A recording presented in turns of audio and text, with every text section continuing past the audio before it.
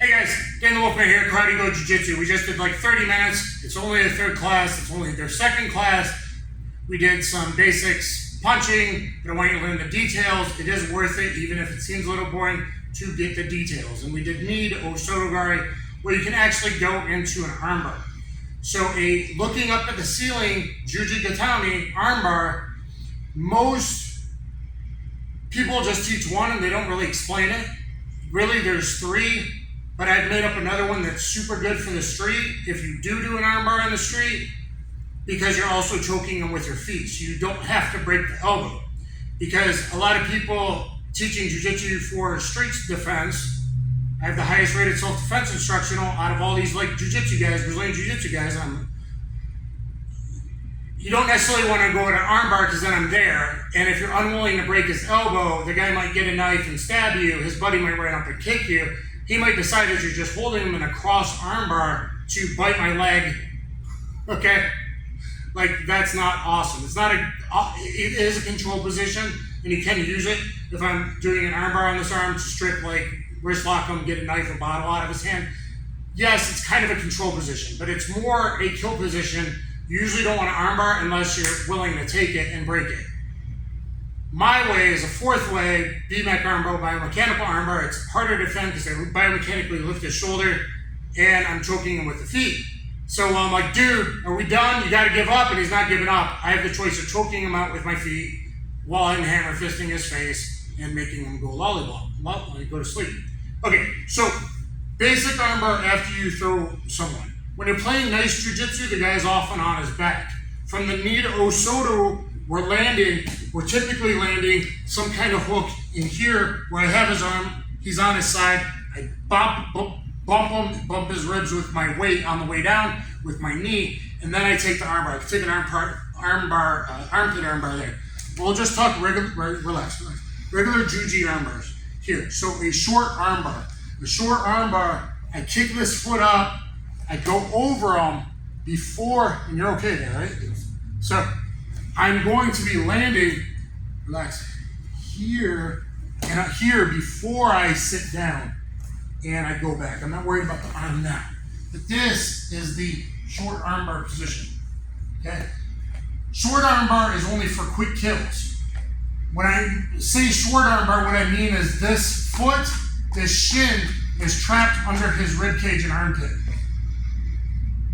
That means you only stay in this position if it's a quick kill, usually after a throw and a transitional type submission. For like, if you look at old black and white Judo, Jiu-Jitsu, women self-defense videos and Japanese Jiu-Jitsu self-defense videos and stuff. So I throw them and then boom, I hit the armbar. Now a proper armbar isn't laying flat on your back and all this arching your hip stuff. It's not really that. It should be, I come over them first, then I sit back. Not fall back, come over first, pull back. However I have his arm doesn't really matter, okay? It's not really thumb up to sky, everyone teaches, it's pinky in your body, so you learn that no matter what, if you're in a roly-poly thing upside down, doesn't matter. But here's the short armbar, okay? Short armbar means this. It is not this leg straight on the face, it is this leg pulling his body with you as you fall back. So if you see here, you feel like I already have you, right? I'm doing nothing to his arm. But he's trapped because this right leg's not way down by his side, his hip, or his belt, like bottom ribs. It's way up here, and it's pinched. So here's a juji, here's a bent elbow crank, Udi grounding right there. Here's a reverse armbar right there. So it doesn't even matter if all this is tight, and I'm pulling, look at my left foot, the top, I call it the top leg, is pulling him in. Okay, so, usually, you only stay in short armbar position for the quick kill, and he doesn't know jiu-jitsu, or you surprised him with a nice setup, or right after a throw and a transition, and you tap it, or you're willing to break it. Okay, so, I'm here, I drop the weight here and I kind of windshield wipe this up because he's smaller than me. I'm going to post just for the purposes of the video where I kick over as we fall back. Okay, and then towards your hip. I would pull his pinky towards his bottom hip. Okay, tap out, and then straight. You want to tap out, guys. Okay. So, whether it's here, he's got short arms, so really I'd be hugging tight to my body, attaching it to my body weight. And look how he's tapping, because I took out the slack of his joints of his arms, like a rubber band being taut, way before it's this. It's hard to talk and teach, but in reality, it should be, my back's way off, look at this angle, come to this angle, my back's way off the mat. Okay. Now, if you learn to live here, this is where you're gonna live. Street fight, he starts to bite, he's starting to claw, he pushes his leg out and gets a bite of your calf. You can always kick this so that calf kicks his face.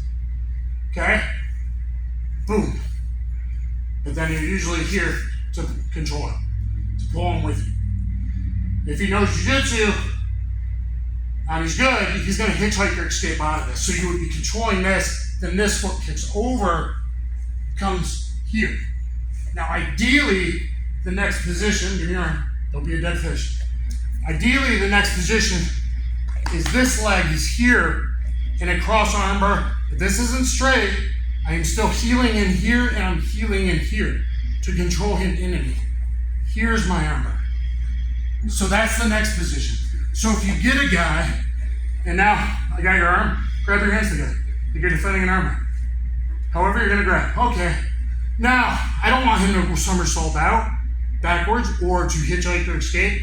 If I felt him escaping, I'm gonna kick this over. This is a better position. I could peel and take the arm here. So this is position 2, the leg position. Sucking this heel into his neck, and this heel into his ribs up high in his armpit. The third and most controlled position, come this way, come that way. The most controlled position, especially if he's got a tight armbar defense. So, if he's got a tight armbar defense, his goal is defending this arm, and he's going to be coming under this knee, maybe trying to stack in, sit up, all that kind of stuff. Yeah. So, he's deciding to do all that. Now we're in an armbar battle. So second position's here. Third position for tightest control is top leg. Top leg means the leg that's on by his head. Top leg crosses under bottom leg. This top foot crosses under bottom foot. Now I pinch, and now we're in an armbar battle. So now I gotta fight his grip forever. And if he's bigger, if our sizes were reversed, and he's hugely weighted out, you gotta learn all the many different ways of breaking armbar or switching with short arm scissors, bicep crush, or wrist lock to peel or whatever. So if he's there, now we're gonna fight. Like grab, get yourself tight. So I'm in here, and now I'm here. Tap, tap where I break. Okay, so those are the 3 main positions. Those are the 3 main positions everyone knows, and that they kind of aren't even teaching it anymore. But the first step is a short armbar. Usually as you're getting into the armbar, it may only be for a microsecond. Relax, relax, relax. Relax. It might only be for a microsecond. Grab your hands together. He's defending. I would want a better hold on his arm. Okay, but this foot then would kick over, and now we're still working on this. If he gets it from here, position 2, he gets a good defense. Grab. You gotta defend this one, right? Oh, well, look now. I move to position 3, wait, okay? I move to this position, I cross my feet, top leg on bottom. No, I didn't get my feet crossed, but still, here we go. So it's 1, 2, 3. You might bypass one right away in jiu-jitsu class because the other guy knows jiu-jitsu. He's going to backward somersault. He's going to hitchhiker escape against a short armbar, a hitchhiker escape with timing as he's taking the weight back. As the guy sits back with your arm, that's when you can hitchhiker escape out. If a guy's doing that to you as you're hitting the short armbar, kick that other foot on, and when you can, with that other arm in, hopefully, that's when you cross the third position with your top leg, your top foot, crossing on bottom and pinching your knees together to make everything tight. Yeah? So, relax, lay down. Position 1. Sorry. But notice it's not dead foot off the mat. It's sucking him in here. Okay? And this leg is not way down and loosey-goosey wide legs, inviting someone to have some fun. It's pinching here. Grab your hands together. Just S grip. Or just do this grip. Gable grip or S grip. Okay, just for now. So right away, you lean this way. I kick this over here. I'm going to attach it to my body. So now we start a fight. His biceps versus my body weight as we try to break. There's different arm breaks. That's not the goal of this video. It's to talk about the 3 positions. If we're fighting in here, I can start peeling this way even if I don't break him right away. And I go from second position to third position. The feet are crossed, the knees are pinched, and then I can easily peel with leverage to get the arm. Now let's back up, relax, breathe. Breathe, breathe, breathe. Okay, sorry. So, keep your elbows in. Okay, so, I throw him, I go to the short armbar. I threw him with the Osoto typically, or a hip throw, Haragos, something to that effect. If I land here, I don't like going to the armbar because I like to control, deal with him, armbar him, dude, you need to chill out, control him. However, I got this arm. It could be here, it can be here. Now I don't have to do the figure 4 way, which would be taking up the slack there, but I can just control here, and let's say, look at me, you're fighting. Whoop, I could stretch him out, his body out, and I don't even have to break the arm with my leverage really. I'm just taking out the slack on the arm. And by leaning back, I'm just taking up that slack.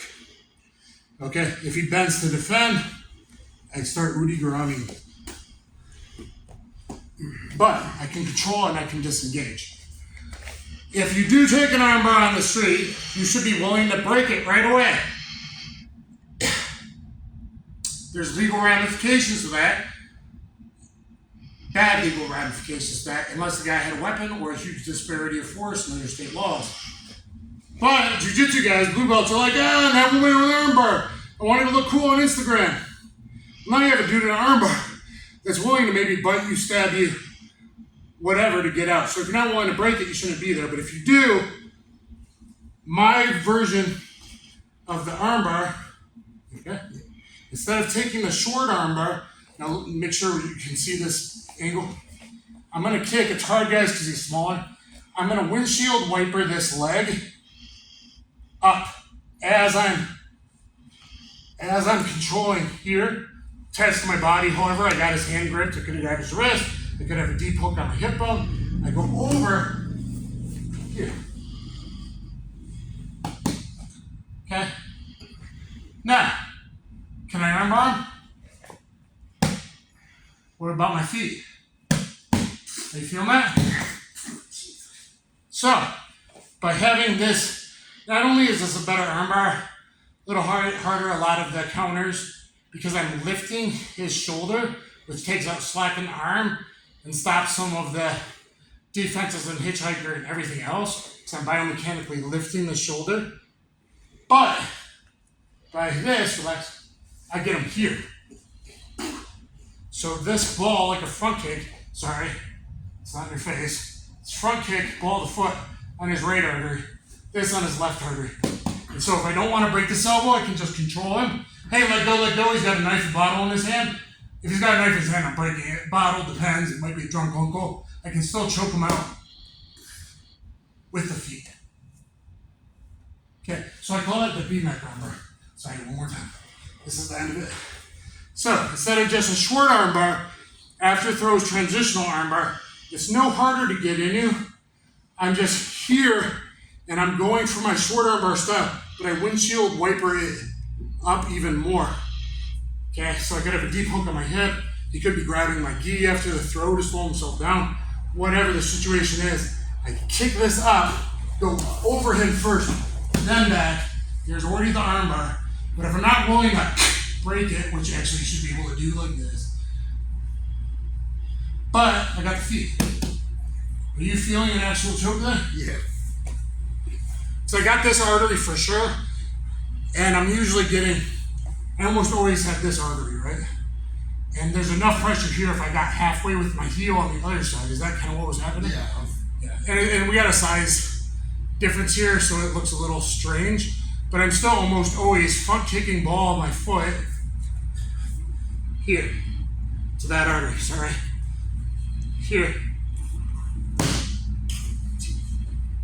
Okay, so there's your 4 arm bars. And that's just arm bars, cross arm bars once the leg's on top where you're crossing your ankles. Cross arm bar style, looking up to the ceiling. But you have to know them and why. And you gotta go 1 to 2 to 3. If he knows jiu-jitsu and he's good, blue, purple, up, you usually gotta only tap the guy with your ankles crossed. Or at least good control on the body. And from bottom guard and upside down positions, it's kind of the same thing where most people have dead legs. And because of dead legs, there's space. Let me just explain the concept. If, put your other arm in here.